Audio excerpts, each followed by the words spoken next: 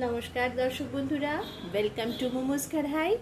আমি আপনাদের মোমো আবার আজকে আর একটা নতুন টিফিন রেসিপি নিয়ে চলে এসেছি। আজকের রেসিপি স্পাইসি টর্টিলা।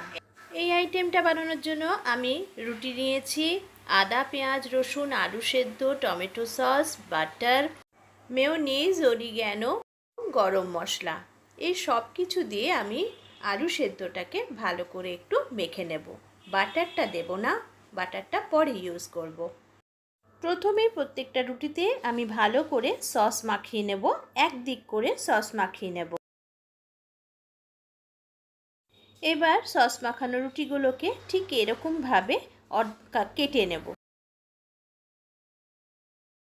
এইবার রুটিগুলোর মধ্যে আমি ঠিক এরকম ফোল্ড করে এইভাবে পুরটাকে ভরে নেব। এইভাবে পুরো রুটিটাকে আমি তৈরি করে নেব। আপনারা যদি চান এর মধ্যে চিজ, পনির সব কিছু দিতে পারেন, কিন্তু আমি একদম হেলদি করে করেছি, ঘরে থাকা ইনগ্রেডিয়েন্টস দিয়ে করেছি, তো আমি এখানে চিজ ব্যবহার করিনি।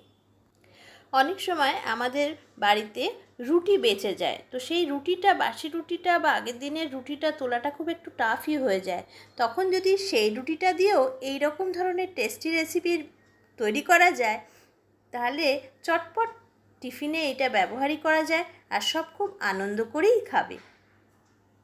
আর আমাদের গৃহিণীদেরও টেনশনটা একটু দূর হবে, কারণ এর টেস্টটা এতটাই সুন্দর হয় যে খাওয়ার পরে সবাই তৃপ্তি পাবে। পুর ভরা রুটিগুলোকে এবার বাটার লাগিয়ে তাওয়াতে এপিট ওপিট করে সেঁকে নেব। ব্যাস, আজকের টিফিন রেসিপি একদম তৈরি। আশা করি আপনাদের ভালো লেগেছে। ভালো থাকলে অবশ্যই মোমোস কারি চ্যানেলটিকে সাবস্ক্রাইব করবেন।